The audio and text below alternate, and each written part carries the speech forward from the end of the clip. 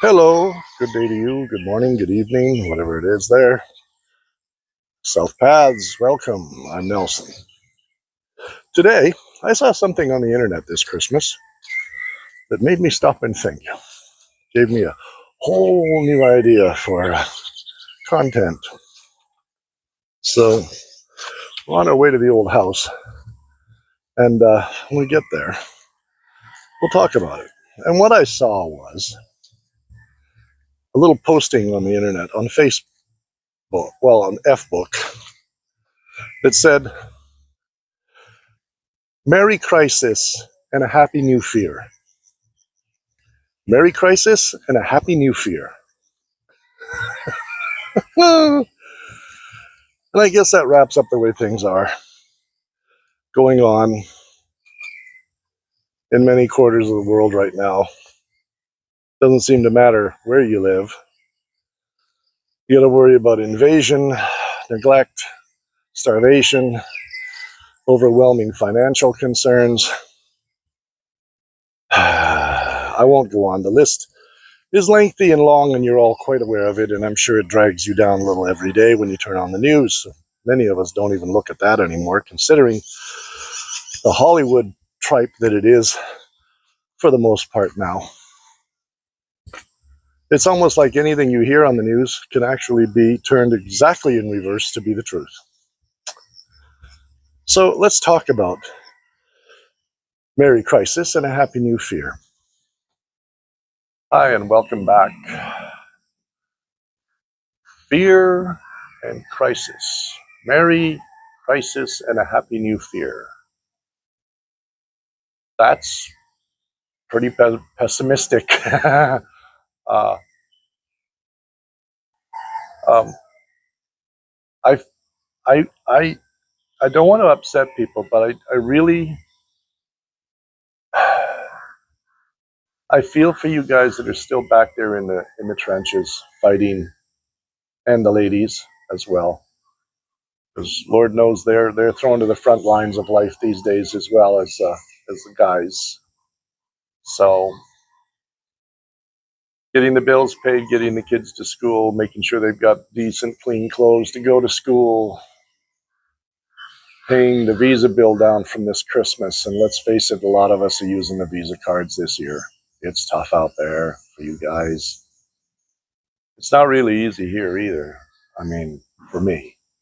For the general population, it's no different than your life. It's the same thing, trying to raise money to get the kids in clean clothes for Christmas and for the new year at school again, paying for things and transportation and finding a way to expense account the food from the layout. So every time you go to an event here, it is a family or private event, friends and family, you're expected to contribute something. You have to bring something along for people to nibble on. You have to make something at home, and that's a few shekels, you know. And people here, they only have a few shekels. Many of them in the neighborhood where I live. I still have no idea what the general consensus is about myself around here. I think I'm a accepted and permitted uh, uh, difference from the norm. I think the fascination and the newness is worn off certainly by now, but it's tough everywhere, really is. And I hope things get better for you guys this year. Trump's coming in. If if the elites and the people in power who run things so quickly and methodically that the government officials, even if they are doing the right thing, can barely keep up or cannot keep up. They grow a bigger government and they put more bad guys in there to mess things up for the good guys to keep control. And the government has very little control. It's mostly the wealthy, people with an axe to grind, people with rods in the fire that could, they've got millions or even billions of dollars invested into this or that, and they don't want things to change because they have a plan. It takes time, and they don't want their little plan's messed up because they're used to getting what they want, not used to getting kicked in the butt and losing a lot of money. They accept it, it's part of the game, but they don't like to lose. That's why they're rich. They don't get rich by being fair, you know? So they want things their way and they don't care. So that is your enemy. It's not the guy down the street. It's not your boss. It's certain families that have a lot of wealth. I don't even know if you can call them your enemy, but they're certainly disenfranchised from the reality that 99% of us live under. And I don't know what event it would take for them to say, look in the mirror and go, you know, we don't need this much money. We could open some schools or fund some colleges more to bring down the cost of tuition, make it possible for more people to get a college education in something, help them, encourage them. Take it the other way. And that would reduce the crisis a lot.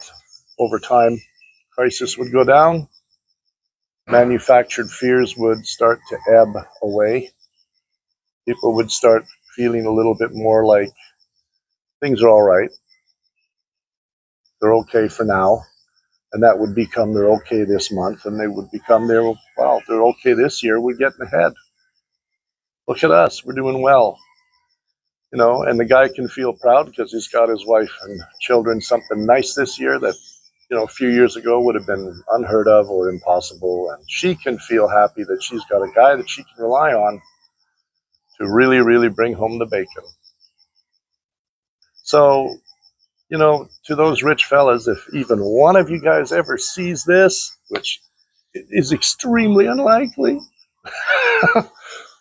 I hope you do the right thing and do the right thing, regardless of the cost.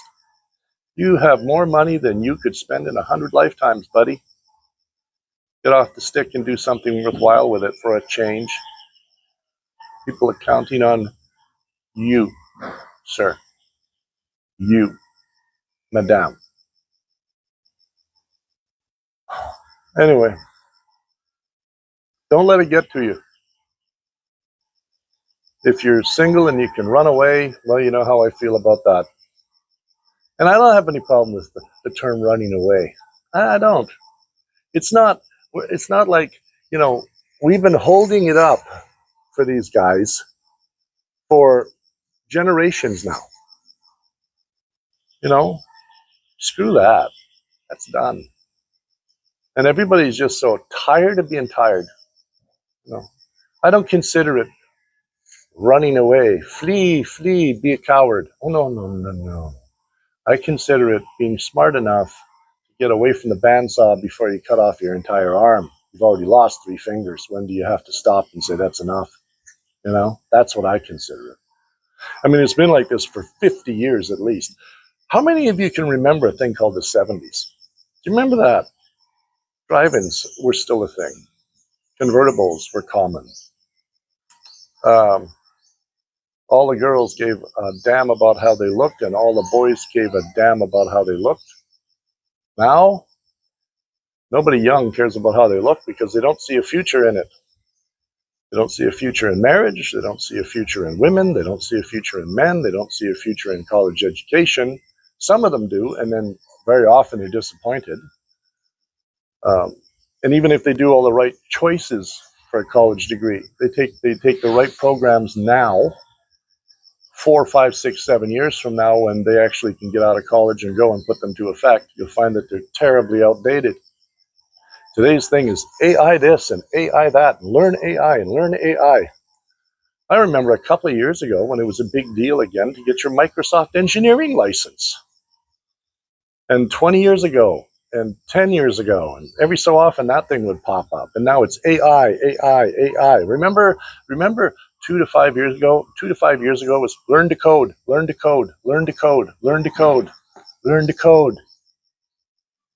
Has anybody said learn to code lately?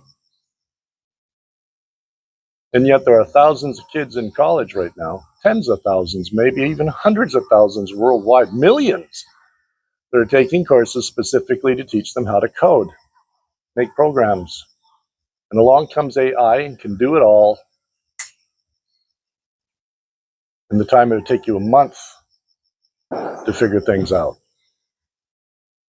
So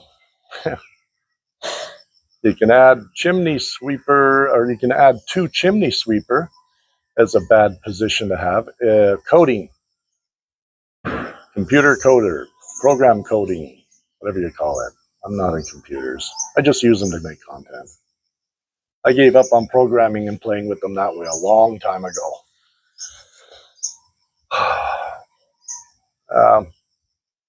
So yeah, it's tough out there. What do you do? Well, I came to the point in my life where I just said, well, that's enough. And I ran away. So things are good for me. Asley is happy. I'm happy. Her family's happy. Everybody's happy. Everybody seems to be in pretty good spirits in my circle. My circle is, I guess you would call it middle class here, but lower middle class and ascending over generations. So it's on a trajectory. Hopefully everything continues to work out well for me and mine here, as I have been adopted. Thank you very much for that. To get back to it, crisis and fear. The other thing is fear. Like, we've done crisis. Let's do fear. Fear is pointless, hopeless, gets you nowhere. It makes you aware that something is wrong. After that, it's pretty much just not worth it. Not a good thing. Like, you have fear because you see a snake on the ground and you go, venomous? First thing you go is, whoa, snake, back up. I went to my somebody was asking me about snakes and something else I can't recall now. Oh, snakes and dengue fever. Well, I've been here for 2 years. I have been bitten by a few insects. I've never gotten anything, not a rash, not a fever, not a nothing. Been very lucky. I did do my shots, but those are probably out of date now.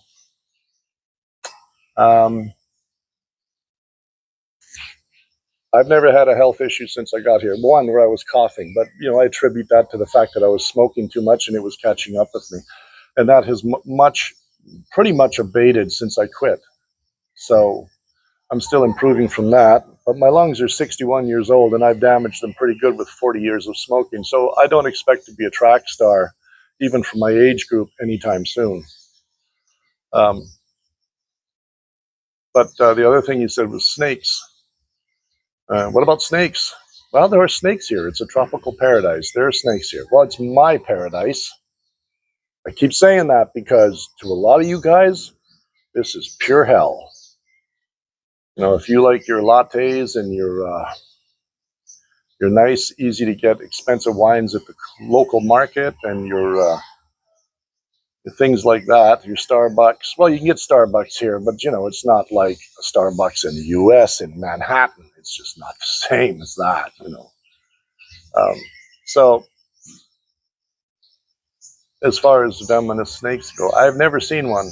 I saw 2 snakes, and they were little guys. They're about maybe that long, and they're basically garden snakes. In the United States, it'd be effectively the same as your garter snake you see in the garden. Catching worms, eating tiny mice, voles. Maybe a large one might eat a mouse. That, they're no threat to you whatsoever. So a mouse bite would be more of a problem than they would be. So yeah, it hasn't been an issue for me. Never seen one. I've seen the remains of a few skins on the road where they've been caught crossing the road. Like a 3 or 4 foot long snake, and I have no idea if it was just a common rat snake or if it was a cobra, which exists here, or what. But Asley has lived here for 59 years. And she says she has never seen a venomous snake in her life. Not one. So I guess you can say it's probably unlikely you'll trip over one, although I wouldn't suggest you run around barefoot in the jungle. I mean, there are things you can pick up, parasites off the ground, things like that. I mean, dog with worms takes a crap next to the path and you step in it with your bare foot. Well, you can expect things to go seriously wrong. So yeah, wear shoes. Try to wear shoes when you go out in the woods, not flip flops. Shoes or even hiking boots. I bought a pair of hiking boots and I bought Ashley a pair of hiking boots. And let me tell you, in the rainy season this year, they come in handy. So everything is fine here. I love it here. It's beautiful here. You saw the walk-in, the beginning of the video. That's where I live, man. I've got a nice little air-conditioned condo 4 minutes away. And right over there is the lake. Well, it will be the lake soon. Pretty quickly, they're going to dam it up and we'll have a swimming hole again for the next 4 or 5 months before I go back to Canada to work. It's beautiful here. I'm surrounded by coconut trees, palms, avocado. I don't know what these other trees, smaller trees are, but mango trees and everything is back here because back here has been farmed for fruits and vegetables for generations. Like right now, it's a coconut ranch. All the coconut trees around me, there's hundreds of them. Not much else, just coconut trees. So, with that, I guess I'll let you go as I'm running out of steam here. It's about 10 minutes or so. So, Merry Christmas and a Happy New Year. No crisis, no fear.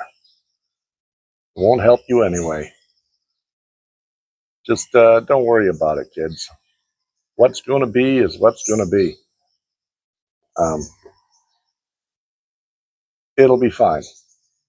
Generally speaking, overall, we may have some crisis, we may have some tragedy in our lives, but this is what builds us if we don't let it tear us down. Stronger armor, clearer thought, better ways to react, better knowledge how to react to crisis and bad things. It's created by experience. So hopefully it'll work out. All right. That's it for now. Thank you for tuning in. I am Nelson. This is South Paths. Please remember to click the like button if you would. Click the like button. Maybe even consider subscribing. And I'll try to release some interesting content from now into the future. Things to think about, dwell about, talks about the Philippines and all of that. And if you have suggestions about what to cover here, something you want me to cover, spit it out, put it in the comments, and I will do it. Mind you, it's only my opinion. I'm not a knowledge saint on all things. It's just my one guy's opinion. You know, I mean, let's take this with a grain of salt, okay? This guy, I had a chance when I was young to be what was it? Not an optometrist, foot doctor. I can't remember the term now. And the government was going to pay for it, and I turned it down because I didn't want to wear a suit and have a stethoscope around my neck. Now, how's that for stupid? I own that one. I ended up driving truck. And I ended up moving into a specialized field driving truck. And I don't want to discuss it, but it was pretty gross. Paid well. Nobody else wants to do it. So it saved my bacon, so to speak. But I'll never get rich. So that's it for now. Thank you for tuning in. I'm Nelson. This is South Paths. See ya.